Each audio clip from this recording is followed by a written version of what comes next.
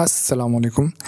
एक कमेंट आया था भाई का, उन्होंने पूछा था कि अगर पर मंथ मैं 5,000 रुपये अपनी पॉकेट मनी से लगाऊं और फ्यूचर में जब बच्चे उनके 18 साल के हो जाएं तो वो कौन कौन से स्टॉक्स हैं जो मैं रेगुलर 5,000 मंथली पॉकेट मनी लगा के इन्वेस्ट करूं, मतलब अगले 18 साल तक वो स्टॉक्स मुझे बहुत फ़ायदा दें फ्यूचर में। मतलब आपको लगता है कि कौन सी ऐसी कंपनीज़ हैं जिनका बहुत पोटेंशियल है, ठीक है। तो मैं आपको अब लिस्ट दूंगा कुछ स्टॉक्स की कि अगर मेरे पास ऐसा कुछ केस हो कि मैं पर मंथ 5,000 रुपये अपने बच्चों के लिए लगाऊंगा कुछ स्टॉक्स में और वो जमा करना शुरू कर दूंगा अभी से ही। अच्छा, मैं कोशिश ये करूँगा कि जो लिस्ट बताऊँगा उसमें ना लेवल्स बताऊँगा कि मैं इन लेवल्स पे स्टॉक्स को जमा करूँगा। इसमें शरिया नॉन शरिया दोनों हो जाएंगे। अब आपने गूगल पे देखना है कि स्टॉक शरिया है कि वो नॉन शरिया। एक शरिया स्टॉक मैं बता देता हूँ, BWHL, बलूचिस्तान व्हील्स। ये डिविडेंड भी देता है और ये साल में एक दफ़ा ना 160 के लेवल पे आता है। अब आपके ऊपर है कि आप 160 के लेवल तक का इंतज़ार करें इसका, ये कब तक आता है। ये जब वहाँ पे आएगा तब आपने 1000 क्वांटिटी जमा करके रख देनी है। अभी आप इसका लेवल पे इसको जमा कर लें, इसका आगे डिविडेंड भी आना है और ये आई थिंक 8 से 10 रुपये डिविडेंड भी देता है। तो ये स्टॉक आपके जितनी मतलब सेविंग हो जाए उसमें आप रख के भूल जाएं। ये आपको एक पॉइंट ऐसा होगा, ये फ्यूचर में 400-500 रुपये का भी हो जाएगा, तो ये आपकी इन्वेस्टमेंट ज़ाया नहीं होगी। नंबर 2 पे जो स्टॉक है, गवर्नमेंट का अपना बड़ा फेवरेट स्टॉक भी है और स्टॉक मार्केट का भी है, हैवी वेट है, OGDC, डिविडेंड भी देता रहेगा आपको। OGDC अगर 250 पे वापस आया ना या 270 पे आया तब आप ज़्यादा बाई कर लेना। अभी 300 प्लस पे फिर रहा है और ये साल में एक दफ़ा वापस आता है, 250 270 के लेवल पे आता है। आगे डिविडेंड देता रहेगा तो ये 370 तक जा सकता है। अभी कंफर्म नहीं है जाता भी कि नहीं जाते, वो डिपेंड करता है कि ब्रोकर मार्केट इंडेक्स को उस लेवल तक पहुंचाते हैं कि नहीं पहुंचाते, उस हिसाब से है। लेकिन OGDC वापस 300 से नीचे आता है, वहाँ पे आप जमा करके रखते जाएं इसको, ठीक है। ये 2 हो गए।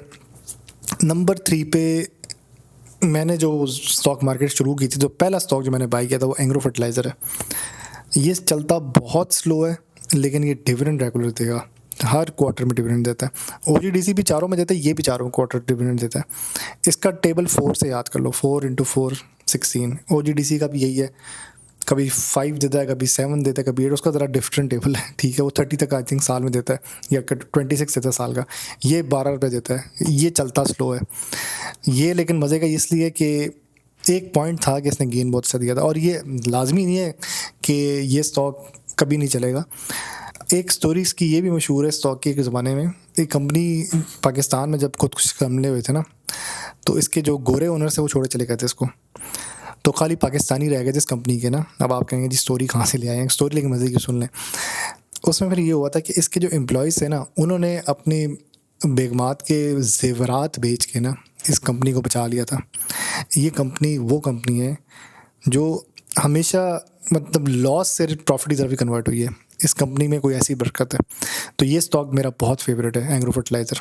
ये मैंने अभी भी रखा हुआ है। मतलब मैंने सबसे बड़ा जो मतलब गेन तो मैंने बाकी स्टॉक्स में भी किया, लेकिन इसमें भी बहुत गेन किया था। ये मतलब कंपाउंडिंग के लिए अच्छा स्टॉक है, स्लो चलता है, लेकिन ये वो स्टोरी याद करें कि ये जब लॉस में भी गई थी तब भी इसने अपने आप को रिकवर किया और फिर से प्रॉफिट में आई थी। तो ये अच्छा स्टॉक है। ये 3 स्टॉक्स हो गए, एक मैंने BWHL बता दिया, OGDC बता दिया और एग्रो फर्टिलाइज़र, तीनों शरिया हैं। चौथा शरिया स्टॉक है BWCL।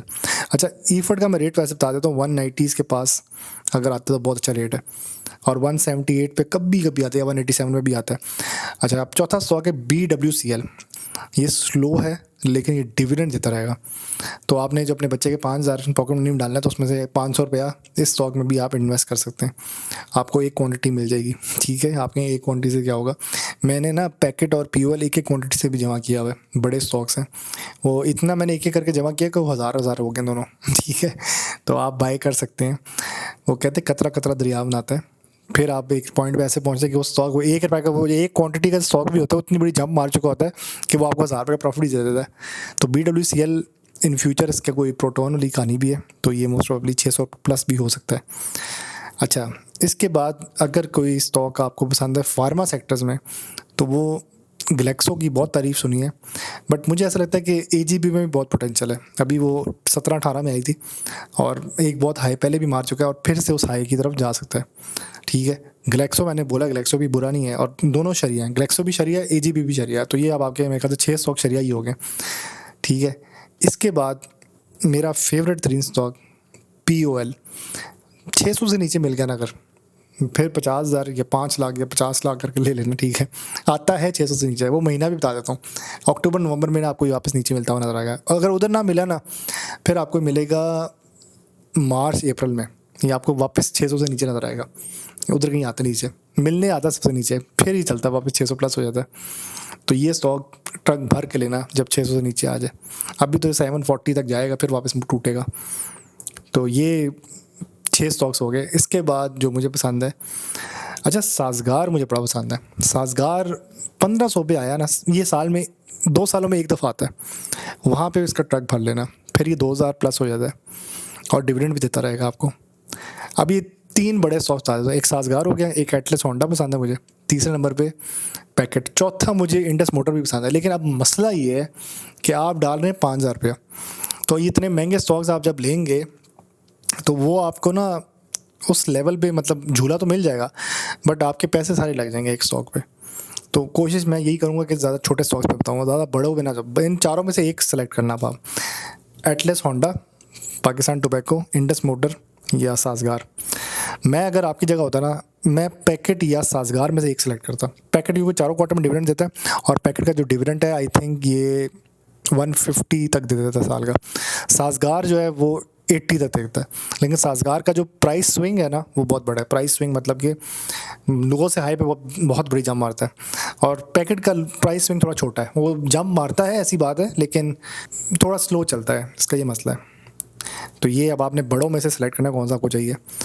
अच्छा 2 स्टॉक्स हैं, JGICL और आई थिंक दूसरा है सैनी। ये दोनों डिविडेंड देते हैं 6-6 रुपये साल में एक दफ़ा। ये 50-60 के बीच में आते हैं। वहाँ पे अभी 50 के बाद सैनी आया हुआ है, 50 से नीचे मिले तो ले लो। और JGICL का भी यही ना, 50-60 की रेंज में जब आएगा इसको ले लो ना, ये 70-80 तक चला जाता है फिर।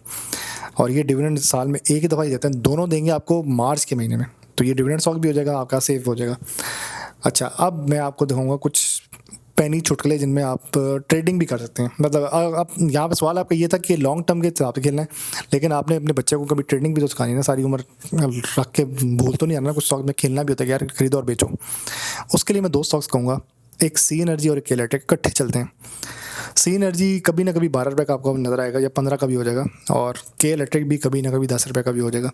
PIBTL अगर 7 रुपये से 22 रुपये तक हो सकता है, जिसको लोग 200 तक लेके जा रहे थे, लेकिन 7 से 20 प्लस हो गया, तो क्यों नहीं ये आपका सी एनर्जी और के इलेक्ट्रिक नहीं जा सकते ऊपर, इनका भी तो पोटेंशियल है। दूसरे 2 स्टॉक्स हैं SNGP और SSGC जब आपको 20 से 28 की रेंज में मिले ले लो, और SNGP जब आपको 90 से लेके 100 की रेंज में मिले तब ले लो। ये आता है यहाँ तक, और फिर ये 120-130 भी मारता है। दोनों डिविडेंड कभी कभी देते हैं, ठीक है। इसके बाद जो स्टॉक मुझे पसंद है, PPL बहुत पसंद है। PPL का ना प्राइस एक्शन बहुत लंबा है, डिविडेंड बहुत कम देता है, 2.5 रुपीज़ देगा पर क्वार्टर, लेकिन जो प्राइस का स्विंग आता है ना, मतलब 200 का होगा अचानक 225 का भी हो जाएगा, बहुत बड़ी स्विंग देता है। सिमिलरली फातिमा का भी बहुत बड़ा स्विंग है। तो ये तकरीबन आई थिंक 12 स्टॉक्स मैंने बता दी आपको, ये आप रख लें और ये आपको अच्छे स्विंग दे सकते हैं। अब आपने ये कैटेगरी ए कर लेनी है, ये 12 स्टॉक्स की कैटेगरी ए होगी, इनको साइड पे कर लें। अब कैटेगरी बी पे आ जाएं। अब ये इनसे हट के स्टॉक्स बताऊंगा मैं आपको। एक स्टॉक है पैंथर टायर, न्यू कंपनी आई थी मुझे याद है, और 27 या 35 की रेंज में इसका IPO लॉन्च हुआ था। 50 पे पहुंची भी है, कभी कभी 60 प्लस हो जाता है। साल में 2 दफ़ा डिविडेंड देता है, अनएक्सपेक्टेड ही होता है, कभी इसका कन्फर्म डिविडेंड नहीं होता लेकिन दे देता है अनएक्सपेक्टेडली। वो देख लें आप, उसमें ग्रोथ के चांसेस बहुत हैं। नंबर 2 पे अब ये लोग, इस पर आप कमेंट कर सकते नहीं, इसमें इतना पोटेंशियल नहीं है। फास्ट केबल स्लो बहुत है नाम फास्ट केबल है बड़ा स्लो, आई थिंक शरिया भी है। 20 की रेंज में अगर आया ना तो आप ले लें, और पैंथर टायर की रेंज याद कर लें, 45, 40, 49 तक इसको जमा कर सकते हैं आप, ये मज़े का है, ठीक है। अगले 3 स्टॉक्स हैं, तीनों यूनाइटेड के हैं, एक UDLI है, एक UBDL है और एक UDPL है। UDPL चारों क्वार्टर में डिविडेंड देता है, ठीक है। मोस्ट प्रॉब्ली आई थिंक ये 2.5 रुपये के हिसाब से देता है। ये एकदम एक टाइम था 30-40 रुपये का होता था, उसके बाद फिर छलांग मारता मारता ये 150 का भी हुआ है। पोटेंशियल बहुत है इसमें। लेना कब है, 100 रुपये से लेके 110 का ले लो, क्या पता कल को मार्केट क्रैश हो तो ये 70 के पास भी मिले आपको, क्योंकि उसकी गैप फिलिंग रहती है, रिट्रेसमेंट कर सकता है ये किसी टाइम, लो वॉल्यूम है। UDLI भी यही है, लो वॉल्यूम है, 15, 16, 17 तक आता है, फिर 20+ चलाता है, ट्रेडिंग के लिए अच्छा डिविडेंड भी देता है। UBDL जो है ना, ये 20 से लेकर 23 की रेंज में मिले तो ले लो, 27, 30+ पे निकल सकता है, तो ये ट्रेडिंग स्टॉक हो जाएगा UBDL। बच्चों के लिए वही है कि इसको ट्रेडिंग भी तो करानी ना, खाली आपने डिविडेंड के लिए रखना स्टॉक्स। लॉन्ग टर्म के लिए जो एक और स्टॉक है वो जिसमें पोटेंशियल मुझे नज़र आ रहा है कि ये चल सकता है, वो है सोया सुप्रीम। अब इस पे बहुत लोग कमेंट कर सकते हैं नहीं जी इसमें कोई पोटेंशियल नहीं, आप में भी लगे। 3 स्टॉक्स हैं जिनका मैं बहुत ज़्यादा कह रहा हूँ कि पोटेंशियल है। एक सोया सुप्रीम है, एक आपका PNSC पाकिस्तान नेशनल कॉरपोरेशन, तीसरे नंबर पे एक्साइड बैटरी। ये तीनों स्टॉक्स 700 तक गए हुए हैं।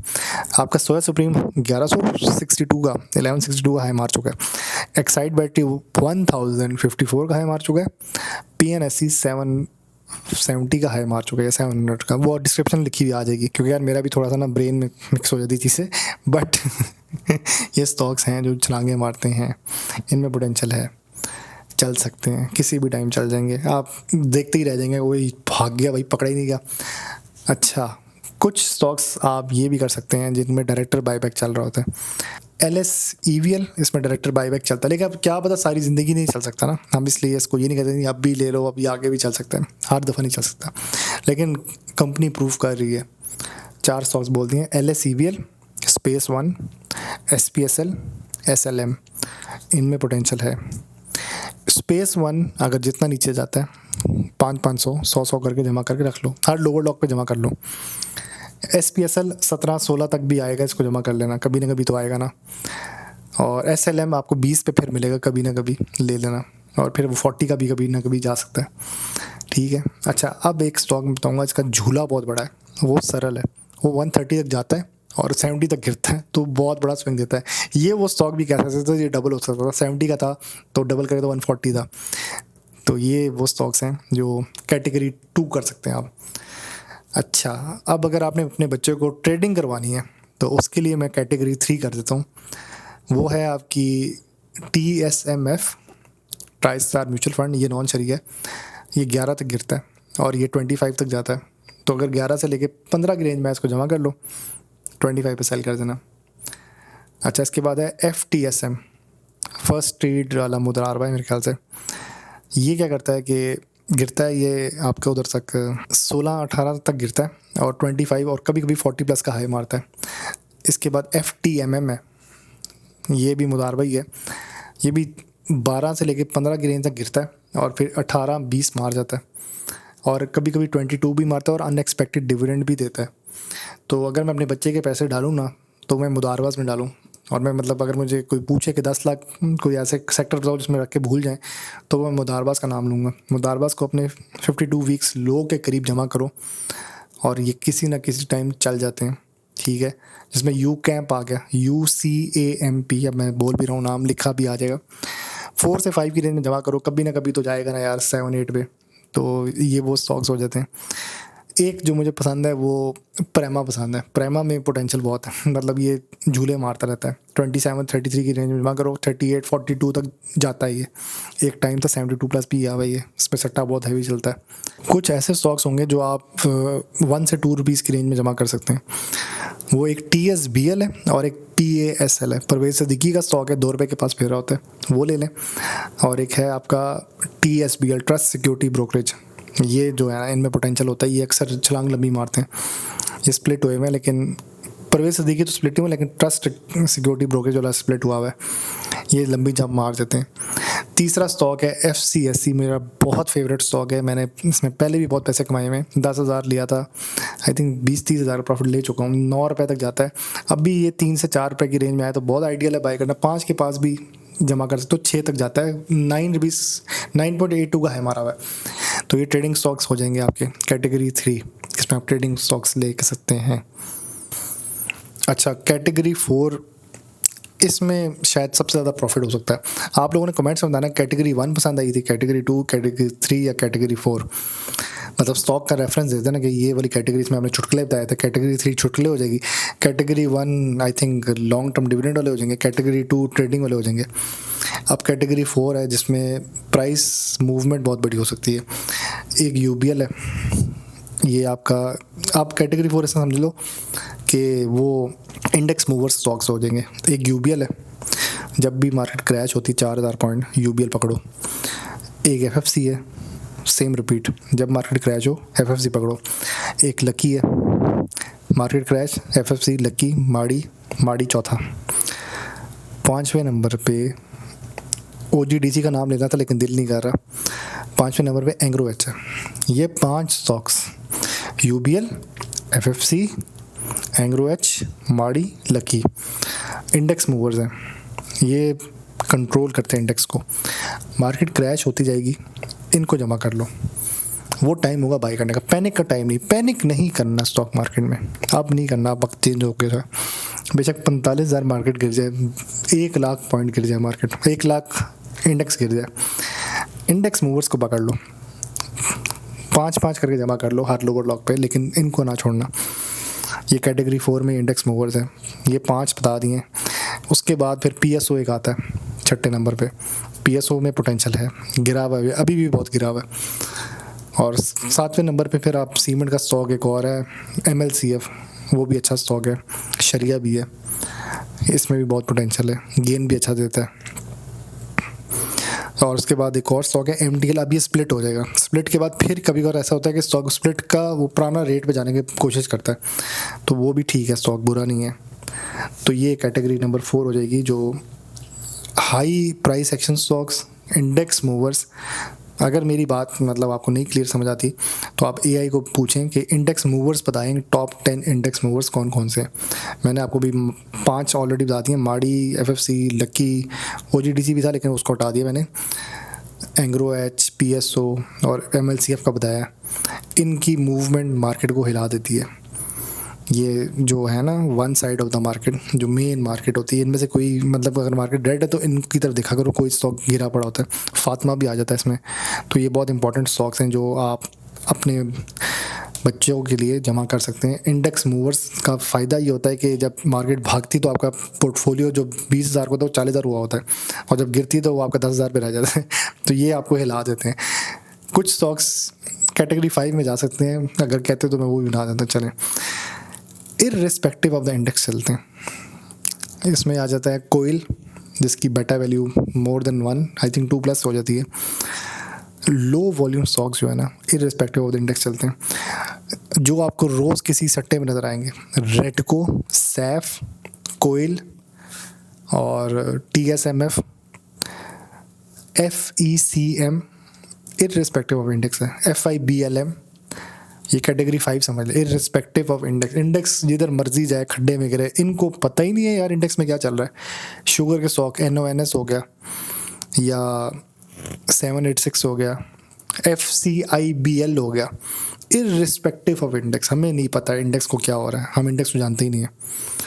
और कैटेगरी 1 में अगर मैं कोई एक स्टॉक एक्स्ट्रा ऐड करना चाहूँ तो वो एटीआरएल या एनआरएल में से कोई एक रिफाइनरी ऐड कर दूंगा, उसमें पोटेंशियल बहुत है। या अगर आप ईपीएस के हिसाब से चलना चाहे फंडामेंटल्स, तो मैं पीआरएल को ऐड करूँगा। तो यूँ मैं पूरी वीडियो का इख्तिताम कर सकता हूँ कि चले मैंने कैटेगरीज बता दी आपको सारी, ठीक है। आई होप सो आपको वीडियो पसंद आई होगी। अल्लाह हाफ़िज़।